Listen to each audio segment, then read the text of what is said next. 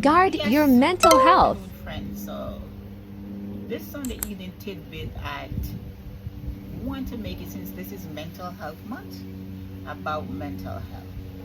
And you know something? I guess you can call it a full circle moment. I started the weekend off and we went to a baby shower. So that means a baby is arriving, new life is being blessed to this world, right? And then we went to a graduation celebration.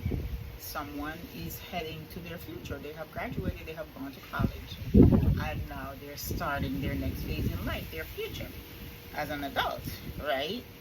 And then today we end the day with the celebrating of life of a 2-year-old. And then what happened is when he went to lay the 2-year-old in his father's resting place, he was laid next to my auntie that was buried in January. I think that was just so surreal. And it's like auntie got the baby and they're there to keep each other's company. I mean, it's just us talking. But it was just so surreal. So we had new life celebrating that's coming into the world. And we ended with a little life that has taken its last flight. He's not even quite 2, he'll be 2 in a few, he would have been 2 in a few weeks. So this is when I said a mental health. So that's why we have to guard our mental health and the people we surround ourselves with. So we can talk about your circle. I don't have any circle because everybody I thought was my closest circle, something or something proved me that I'm not, they don't think of me the same way that I think of them, or they don't put me in the same category.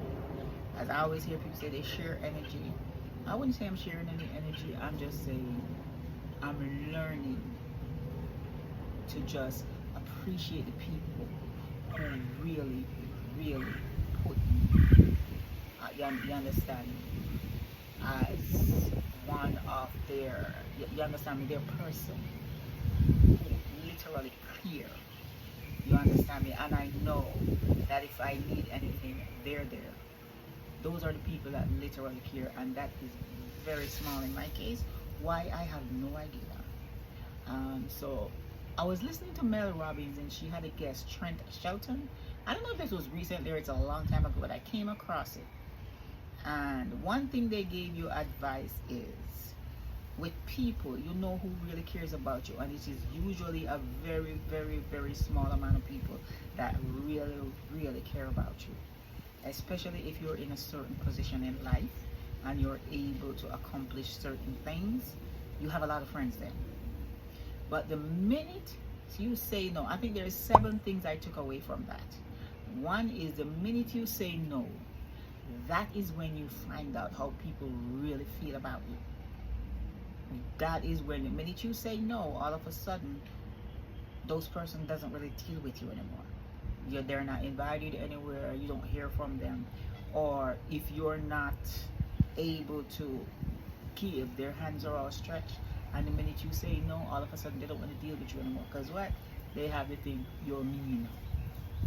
Okay, when the benefit ends is when the loyalty ends. That again goes back to when you say no, when you're not, they're not gimme, gimme, gimme, you're not handing out, all of a sudden the loyalty ends. You cannot be friends with the person who wants your life. And when I say wants your life, it's simply because sometimes just the relationship people have with you, people don't like you for that.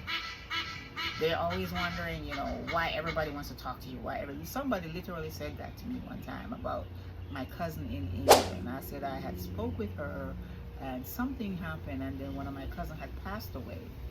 And the person looked at me and said, why did you know? Why did they have to call you? Literally for that verbatim. So you cannot be friends with people who want your life. And they may not even know they want your life.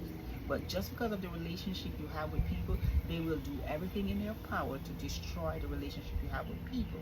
And what I say is, you cannot destroy a true relationship. You cannot destroy a true relationship, because when somebody really knows someone and love them, you cannot walk in, especially if they've never seen you around them, and start filling their head with negative thoughts and thinking that they're going to take it and then they're going to just turn their back on the person. No, you cannot destroy a true relationship. So if you think you destroy a relationship, it was never real. And that's the thing I have to get in my head. It was never real. And move on. Only hang around people who has much to lose as you.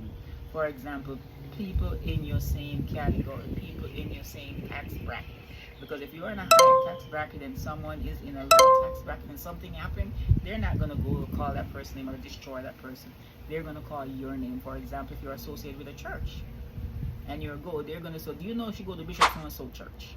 That's what you're going to hear. Not that you did this. No, you go to Bishop so-and-so church.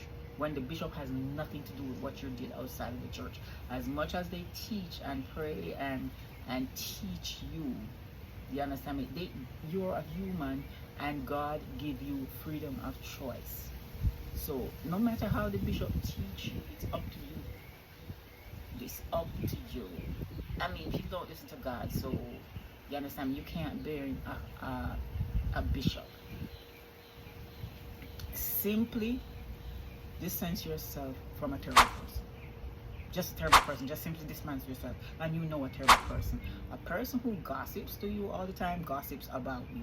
So sometimes I let people talk, but don't think I don't know and think I'm absorbed from their gossip. As much as they gossip to me, they will gossip about me. And at that part I got. And then you cannot be friends with people who call themselves your enemies. You know somebody despise you, somebody do not resent you. And there's these people on earth that feel like they need to be friends with everybody. They're not your friend. And if you think that they were at one point, you may have thought that they're not.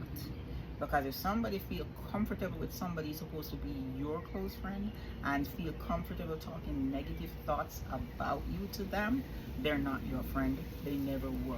Because you can be cordial with everyone. You don't need to be, friend is a strong word.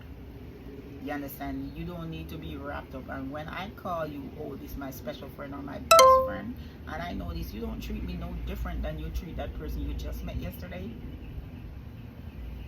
And that doesn't mean I'm going to treat you any kind of way. I just know where I stand in your life and I act accordingly. And people always want you to act above and beyond, but they don't. They'll sell you out in a minute. I have walked around and feel the daggers so many times, but one thing I have to say, I am God's child, and He always fights for me. And no matter how people they try to chop my feet off, and they don't understand. I'm not going anywhere until God wants to move me from a certain place. So this is my mental health message to you. One, when you say no, that is when you find out how people really think about you. Two, when the benefit ends, the loyalty ends. You cannot be friends with someone who wants your life. Simply just a relationship you have with people. Not necessarily your husband or your money or whatever.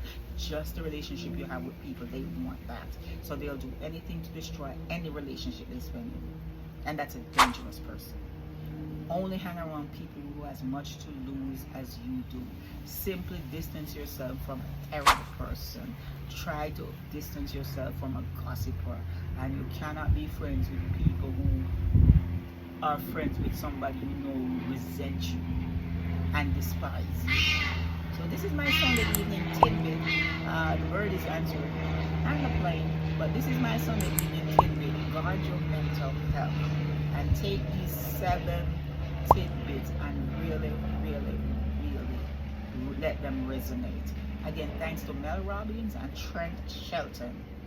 That really helped me when I listened to that podcast. And I replayed those 7 tidbits like 3 times. So that's just me passing it on. You have a great night. Please make sure to like and comment and share. Be so kind as to like and comment and share.